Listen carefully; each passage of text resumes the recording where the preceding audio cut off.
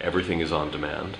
Users are absolutely in control and need to feel like they have a voice, and that the consumption experience has blended with the creation experience. And at the same time, distribution has shifted from being very controlled to be really fragmented and democratic.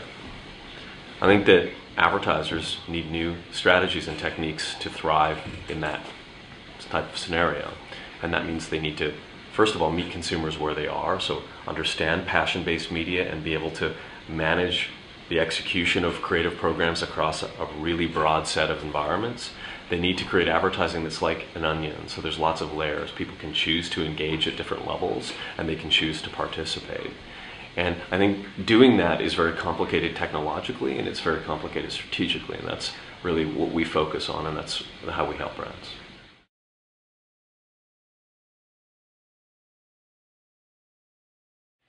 There are three things that are taking up a ton of our time right now that we're really focused on that I'm really excited about. The first is the way that we're leveraging our publishing platform, which, media platform, to empower people like Jane Pratt to build audiences and to create social publishing experiences. So Jane is a legendary editor from New York. She had Jane Magazine, Sassy Magazine, and now we are taking her directly to her sort of passionate constituency directly through our platform and working with advertisers to make Jane successful. The second is our conversational platform, which enables us to create natural, authentic conversations and connect influencers and brands in really exciting ways.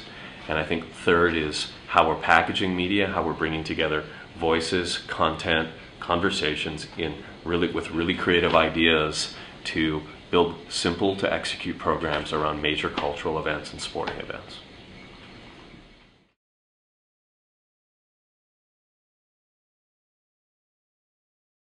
I think what defines the modern media age is that media companies and brands, for that matter, have to earn audience.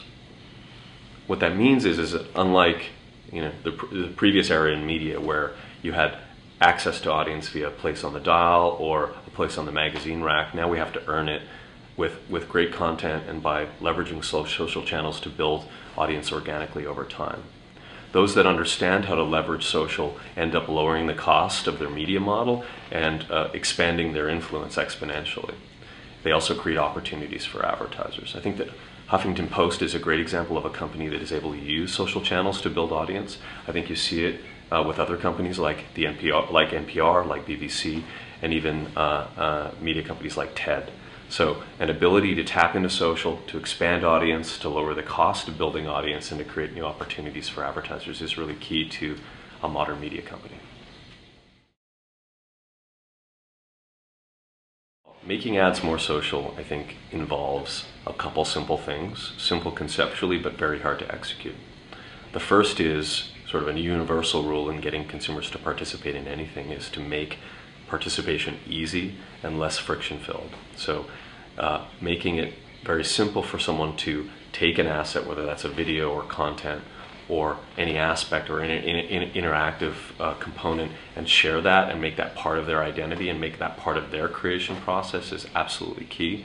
But underlying all of that is content, obviously, that people want to share. So content that has more utility, either in that it helps people solve a problem or that it's more entertaining or helps them build identity. So I think it's those two things. So content that's useful and systems that make it easy to share.